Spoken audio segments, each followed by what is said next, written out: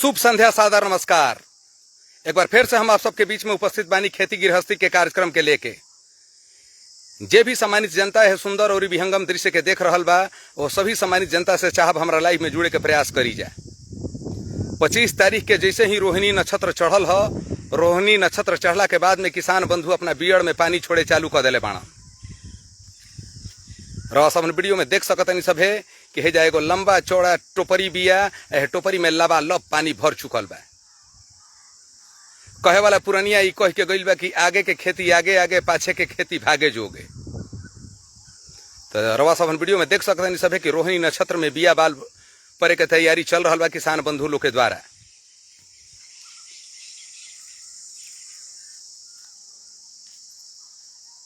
आज हम शाम के टहले खातिर निकलनी है। जैसे ही यह दृश्य के हम देखनी है तो सोचनी है कि यह सुंदर दृश्य के रवा सबन के दिखा दी।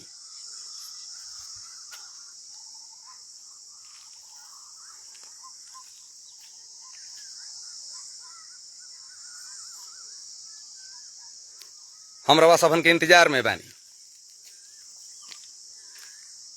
हमारा लाइव में जुड़ी जा आ जुड़ के ही बतावे के प्रयास करी जा कि रवा सबन के यहाँ के खेती गृहस्थी के का हालचाल बा, रवा सबन के यहाँ बिया बाल परल कि ना परल। 25 तारीख के ही रोहिणी नक्षत्र चढ़ गई रहल है।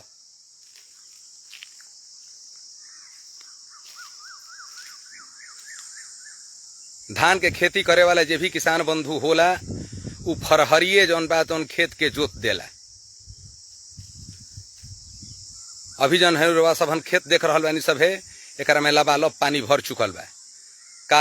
काल परसों में एकरा में बिया बाल पड़ जाई।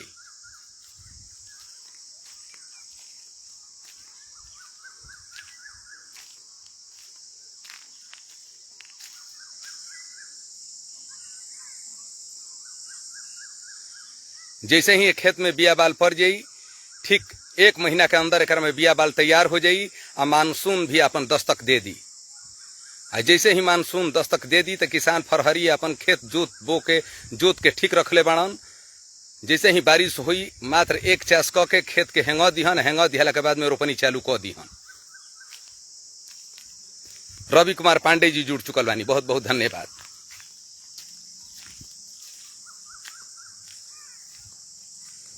अभी हम जमुना इलाका में बानी, एह इलाका के मिट्टी के बांगर मिट्टी कहल जाला। अब बांगर माटी बहुत बरियार होली सन।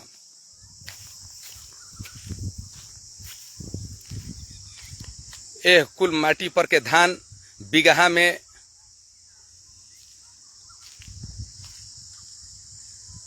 बात कर लियो बांगर मिट्टी के धान के तो बिगहा में 25-30 क्विंटल धान जाला। ध्यान से देखी जाए सिवान के एकदम थरिया नियन चिकन खेत बाड़ा सन। कहीं रवा सबन के एकहू कुछ कातर देखे के ना मिली।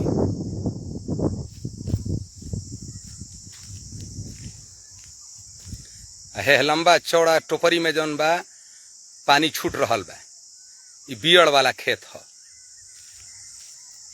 एकदम ई गांव के गोयड़ा खेत बा। खेत को बीचों बीच बकुला उड़ रहल बाड़ा सन।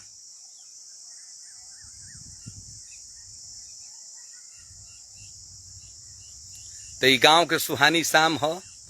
दर्शन करी जा गांव के सुहानी शाम के।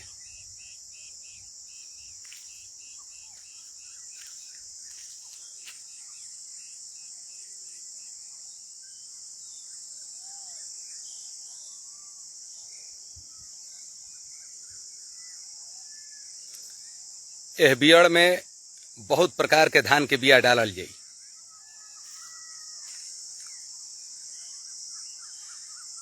कृष्णाकांत सिंह जी हमारा लाइव में जुड़ चुकल बानी, बहुत बहुत धन्यवाद।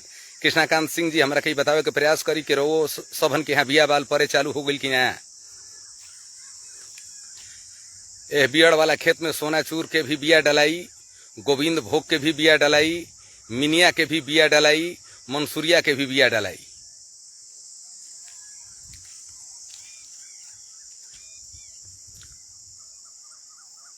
अभी हम वो इलाका में प्रवेश कर चुकल बानी जहाँ की धान के बम्फर पैदावार होला।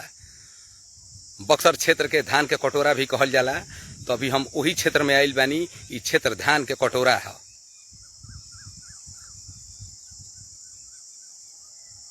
जितना है कुल क्षेत्रन में धान होला पूरा भारतवर्ष में कहीं ना धान होला।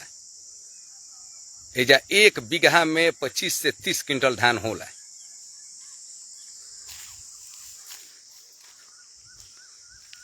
सूर्यास्त भी हो चुकल बार, वह सब हम देख सकतनी सब है। हम अपन दिनचर्या के मुताबिक टहले खातिर निकलल बानी। टहलला के बाद में अब हम हितलो का द्वार पर जाई। फिर हमारा के यहाँ कुछ लोग अहन, वो लोग से बातचीत करब, कुछ चर्चा करब।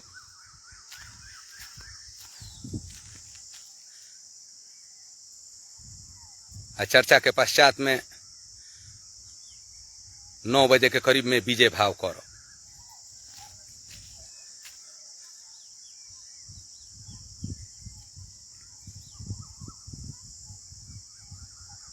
थोड़े देर बाद ही यही बियड़ में बैठ के हम स्नान भी करम पंपी सेट का पानी से।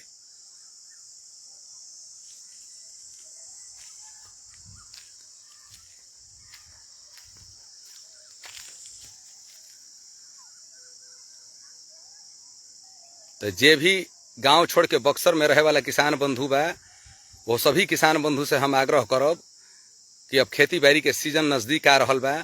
जो रवा सबन अपना खेत के बटैया बनबस्ती देत होखब सभे, तो बटैया बनबस्ती ना दे के गाँव में 2 बीघा के खेती करी सभे।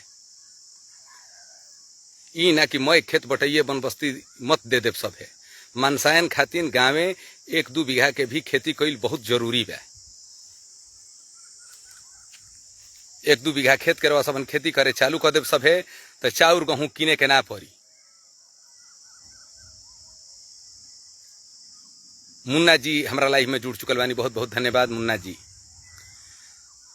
तो जे भी बक्सर में रहे वाला किसान बंधु बा, सब किसाने परिवार से बा, सब डेरा डंडी ले रहता। तो जे भी डेरा डंडी लेके रहे वाला किसान बंधु बा, वो सबका से हम आग्रह करब कि अपना गांव गिरान में आके 1 बीघा खेती के शुरुआत करी सभे। ठीक बा, 10 बीघा रवा सब बनबस्त करत नहीं सभे, तो 1 बीघा खेती के शुरुआत करी सभे। आयुष त्रिगुण जी जुड़ चुकल बानी, अमित सिंह भूमिहार अनु जी जुड़ चुकल बानी, बहुत बहुत धन्यवाद।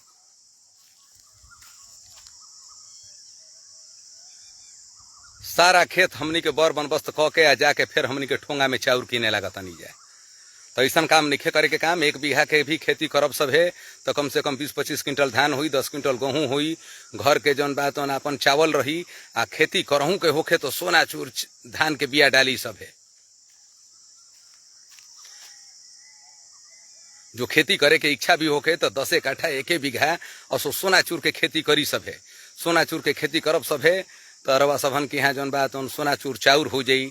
आ जिस ही सोना चूर चाउर तसला में बैठी तो सारा वातावरण सुगंधित हो जाई। सोना चूर के जब चाउर बने लगेला तो इलाका गमगमा जाला। अपन घर के चाउर, अपन घर के गेहूं राखल बहुत ही जरूरी बा। आराम तलबी मत बनी सब है। बक्सर कौनो स्विट्जरलैंड ना हो। बक्सर में घर बना लेनी सभे, ठीक बा, माँ गंगा के तट पर बक्सर शहर बसल बा। बाकी अपना गांव गिरान में भी आके अपना खेती गृहस्थी पर भी ध्यान देवे के कोशिश करी जाए। विष्णु उपाध्याय जी जुड़ चुकल बानी, सैम मिश्रा जी जुड़ चुकल बानी, बहुत बहुत धन्यवाद। देखी जाए कितना सुंदर नजारा बा, कितना शांत वातावरण बा। देखी सब देखी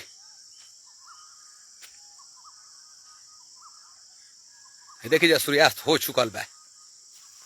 मुकेश यादव जी जुड़ चुकल बानी, बहुत बहुत धन्यवाद। देखिए गांव गिरान में रह के खेती गृहस्थी कैला से बहुत ही आनंद आवेला। शहर में बानी जा सभे तो खाली दिमाग शैतान के बा। शहर में बानी सभे तो अपन जौन बात खूब बात इकट्ठा में मर मकान बिया, वही में रूम बा, वही में गौसाइल बानी सभे। आ खूब मनसनी जा तो मोटरसाइकिल लेके जौन बात शहर शहरात में निकलनी जा। गाँव में रहब सभे तो है अपन खेत के देखब सभे कि आज बियड़ में पानी छूट गई, काल बियड़ में बिया छिटा जी, परसों दिन जब बिया जामे लगी तो ओकरा के देखे जा कि बियावा कतहत बढ़ के भइल बा। 1-2 माल मवेशी रखब जाए। एगो बाबा बाल भारती रहलन कि अपन जले माल मवेशी के जब खिया पिया ले तो देखस कि हमार माल मवेशी कितना मोटा गइल बिया। तो 2-4 गो माल मवेशी भी रखब सभे, तो माल मवेशी से भी बात करब सभे।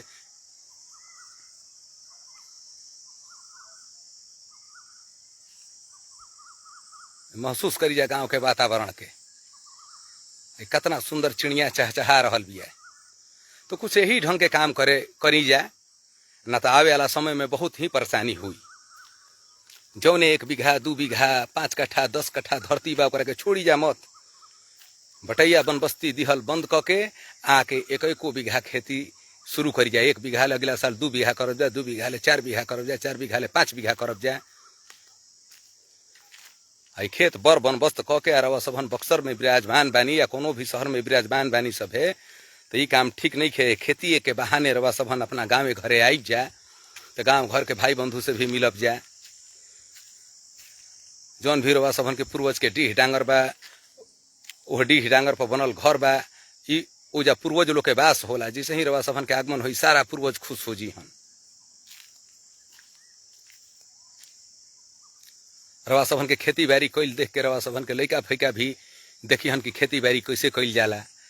आवे वाला समय में जौन हमनी के बेरोजगारी के नाव ले तनी जाए, तो आवे वाला समय में मान के चली कि और लइका फैका पढ़ लिख के अगर जो बेरोजगार हो गई, आ बेरोजगार भइला के बाद में उ का करी, जब ओकरा खेती बाड़ी करे के आदते नहीं खे, तो वही गाँव में जौनो 2 कट्ठा बा बेच दी। तो ओकरा के बेचे मत सिखाई जा, आके गाँव में खेती बाड़ी करे सिखाई जा, श्रम करे सिखाई जा। अपना अपना लइका फैकन के अपना गाँव गिरान के खेत बाड़ी सब कुछ दिखाई जा कि बचवा तोर कौन खेत ह। पहले हमने के जब छोटे छोटे रहनी जा तो हमने के अपन मय टोपरा जानी जा कि हमने के कहाँ खेत बा कहाँ टोपरा बा। हम रवा सबन के विश्वास दिलावतनी कि अभी है जनता भी जनता जनार्दन बाड़ी, अगर जो बात कइल जाए वो लोग के नात बेटा के, तो कोनो जाना ही निखन जानत कि हमार खेत कहाँ बा।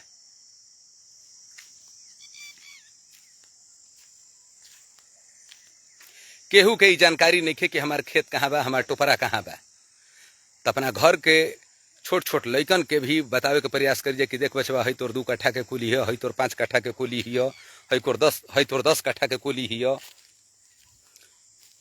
अब तो देखते बानी सब है कि एगो है सर्वे चल बा, सर्वे में नाकन चान आदमी चबा रहल बा कि हमार केने खतियान बा, केने प्लॉट बा, केने कागज बा, केने पत्तर बा, आ मार लूट घसोट भी रेली पर चल रहल बा। एकर का जरूरत रहल है यह सर्वे के, जब बाप दादा के नामे खर खतियान बा, आपस में सर समझौता करके कोर्ट में जाके बंटवारा के केस करके सब अपन बाट छूट ले रहल रही।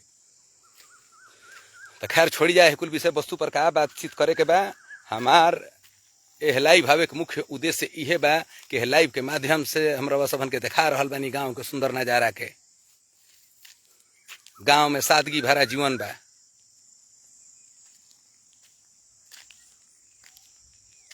गाँव में सादगी भरा जीवन बाटे। गाँव में जे भी रहेला वो सादा भोजन करेला, ओकर विचार भी उच्च रहेला। तो ऐसे हम यह चाहब कि अपना अपना लड़कन के उच्च शिक्षा दी जाए, बढ़िया स्कूल में शिक्षा दी जाए, बाकी उच्च शिक्षा के साथ साथ अपना गांव के लइकन के, अपना घर के लइकन के गांव दर्शन भी कराई जाए। धर्मेंद्र सिंह जी हमारा लाइफ में जुड़ चुकल बानी, जितेंद्र असरफी चंद्र जी हमारा से जुड़ चुकल बानी। काल जितेंद्र असरफी चंद्र जी से हमारा बात भइल है, यहाँ के बेंगलोर में रही ना, बेंगलोर में रह के जॉब भी करनी, अच्छा खासा जॉब करनी है, यहाँ के अच्छा खासा सैलरी पैकेज भी बा। यहाँ के अपना लड़का फड़कन के शिक्षा दीक्षा भी उजे से दिवा रहल बानी, बेंगलोर से दिवा रहल बानी। काल एगो यहाँ के हमारा के बात कहनी कि बाबा हमारा खातिर कहीं भी गांव गिरान में जहाँ 2 बीघा 4 बीघा 5 बीघा खेत दिखाई देत हुई, हमारा के बतावे के जरूर प्रयास करब।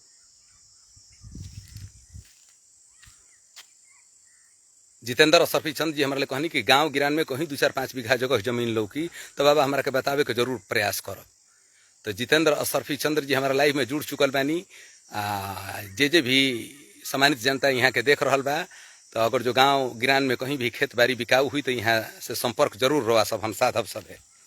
तो हम यहाँ से पूछनी कि जितेंद्र असरफी चंद्र जी रवा गाँव में जमीन काहे लिहल चाहतनी, तो यहाँ के कहनी कि हम अपना मातृभूमि से प्रेम करी ना, हम अपना मातृभूमि से ही उठ के बेंगलोर में गइल बानी।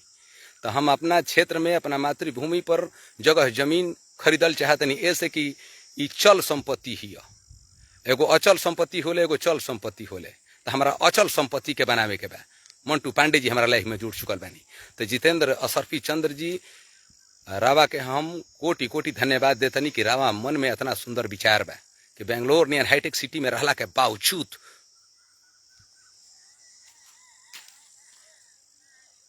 बेंगलुरु नियन हाईटेक सिटी में रहला के बावजूद भी राउर विचार हतना बढ़िया बा, अभी काबिले तारीफ बा। भोला चौबे जी हमारा लाइफ में जुड़ चुकल बानी, बहुत बहुत धन्यवाद, सादर आभार, अभिनंदन और वंदन। और धर्मेंद्र सिंह जी हमारे छोट अनुज जुड़ चुकल बानी, और सोनू कुमार जी जुड़ चुकल बानी। तो देखी जा गाँव के नजारा, गाँव में देखी जा का नहीं खे, देखी एकदम चक चक बत्ती जल रहा बा। ये देखला के बाद मेरे सबन यह महसूस करत होखब सब है कि कहीं साउथ के गांव हो, पहाड़ी इलाका के। बाकी साउथ के गांव ना है, बक्सर जिला के गांव हो। चारों तरफ जौन बा तुम दुधिया रोशनी से गांव जगमगा रहल बा, हर तरफ चहल पहल बा। हर दरवाजा पर जौन बा तुम 10 किलो 5 किलो करे वाली गाय बाड़ी सन, सारा गाय दे सिलवा है सन, भैंस बाड़ी सन। अब जैसे ही हम जाले द्वार पर जाइब, हमारा के बकेन भैंस के दूध के चाह मिली। जैसे ही अब हमारी इवनिंग वॉक खत्म हुई, द्वार पर जाइब, अब तुरंत अब यही है जो है देख ली सब है जो है पंपी सेट चल रहा बा, ही पंपी सेट का पानी सब हम स्नान करब। स्नान कैला के बाद में जैसे ही द्वार पर जाइब, बकेन भैंस के दूध के चाह हमरा के मिली, आधा गिलास। और उस चाह में इतना टेस्ट रही कि पूछी जाए मत। सोन चाह, एकदम गाढ़ा में के बैठल दूध के चाह बनी। मिट्टी के बर्तन में ले चाह, मिट्टी के बर्तन में दूध जौन औटाता, वही दूध के अमट के बकेन भैंस के दूध के चाय पियो। आ चाय पियाला के बाद में ग्रामीण बंधु लोग के साथ बैठ के मनचौरन करब 9 बजे ले। आज जौना हम हित के द्वार पर आइल बानी, वही जौन बात गाँव के 2-4 गो भाई बंधु बाणन, हमनी के मिलजुल के लिट्टी चोखा लगाई जाए। लिट्टी बा, चोखा बा,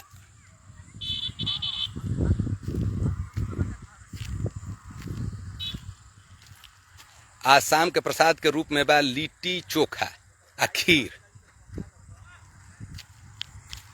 खोखड़ी लिट्टी चोखा और खीर प्रसाद के रूप में आज बा। तो देख लीजिए सुंदर नजारा के। शहर के भाग दौड़ भरी जिंदगी से समय निकाल के रवा सभन भी आके गांव में पधारी सब है। हम तो भर गर्मी के जितना दिन छुट्टी रही, गर्मी के छुट्टी के दौरान हम ज्यादातर अपन समय गांव में बिताई न। तो यह गांव के सुहानी शाम, यह गांव के सुंदर और विहंगम दृश्य।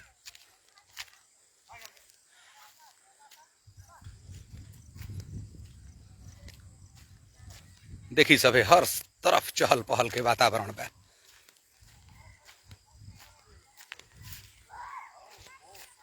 अब हम धीरे धीरे प्रवेश कर रहल बानी गांव के तरफ। आहे जाए एगो पोल वाला पुल बा, यही पुल के पार करत हम पहुँच। आई देखी हमार हित के महाराजा फाटक ह लागल भैया, कुछ बच्चा लोग खेल रहल बा लोग। अब यही महाराजा फाटक के अंदर अब हम प्रवेश करब। आ देखी है जा हमार हित विचरण कर रहल बाणे। मुकु पाणे जी, का हाल बा जी? ठीक है बाजी, पानी पियाओ बानी मजे में ना? अरे औरी समाज कुल कहाँ बा, कब ले आवता लोग? अब एक डेढ़ घंटा टाइम बटे, बाजार करे गइल लोग। अच्छा ठीक है बा। ताज एही जे लिट्टी चोखा के प्रोग्राम बा यही हित का द्वार पर। आ देख ली यहाँ के दंगल चोख के प्रोग्राम बा, खोखड़ी लिट्टी आ चोखा यही हाथा में बनी। देख ली सब है, ये जा केहू ना रहे द्वार है। सुनील पांडे जी जुड़ चुकल बानी, बहुत बहुत धन्यवाद। विकास सिंह जी जुड़ चुकल बानी, बहुत बहुत धन्यवाद। क्षमा चाहतनी, हम कुछ देर खातिर डिस्कनेक्ट हो गई रहनी। आ है हमार रेस्ट हाउस है। देख ली सब है, हित हमारा खातिर स्पेशल कूलर लगौले बाण है। देख है कूलर भी लगौले बानी। है जा सैमसंग के टीवी भी बिया, है जा पंखा भी बा। आई बाहरवासा के द्वार बा, है ही खिड़की के खोल के चारों तरफ से हवा भी रही। आ लाइन भी नहीं खेजा कट सकत है। देख ली सब है कि सोलर प्लेट वाली मशीन भी एजा लागल बाड़ी सा, तो कोनो प्रकार के एजा सुविधा नहीं खे। यहाँ के हमारे दुलरुआ हित हई, यहाँ के खूब आराम फरमा रहल बानी। चाय बना के रखले बने लोग खाती। चाय बन गइल बा? अच्छा रुक जाइए, बैठी हमारे बैठी पी ली। हमारा के नित्य क्रिया पहले कऽ लेबे दी पहले। हाँ, आ नित्य क्रिया जैसे ही हम कऽ लेब हम चाय पियब। आज के प्रोग्राम बा खोखड़ी लिट्टी आ चोखा। ठीक है बेटे, चलो। चोखा के बाजार करे केकरा के भेजले बानी? जंगली के विदा के बनी। अच्छा जंगली बाबा गइल बानी। हाँ, सिंगर कृष्णा पांडे। चली ठीक बा ठीक बा। स्प्राइट पियाब। ना ना स्प्राइट ना पियब, हम ठंडा ले दूर रही ना। स्प्राइट के बदला में हमरा के सिरफल हो गए तो शरबत घोरवा दी। अच्छा ठीक। तो यहाँ के हित हई आ यहाँ के ई सुंदर बगिया है। देखी यहाँ सब, यहाँ के यहाँ कितना सुंदर गाय भी है जो उपलब्ध बिया। गाय के भी पंखा हन हन चल रहा बा।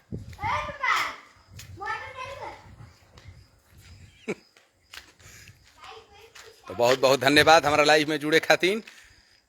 आप सभी सम्मानित जनता से हम चाहब कि रवा सभन भी अपन कीमती समय निकाल के अपना गांव गिरान में जे भी रवा सभन के हित मित्र बा लोग के सर समाचार आके करत रही सब है।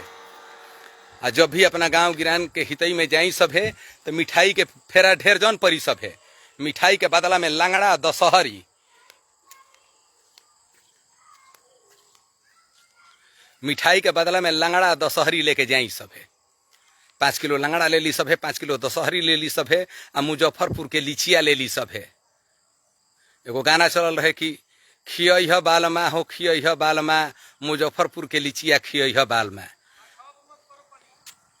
तो लीची भी आजकल के बहुत ही सुंदर फल बा।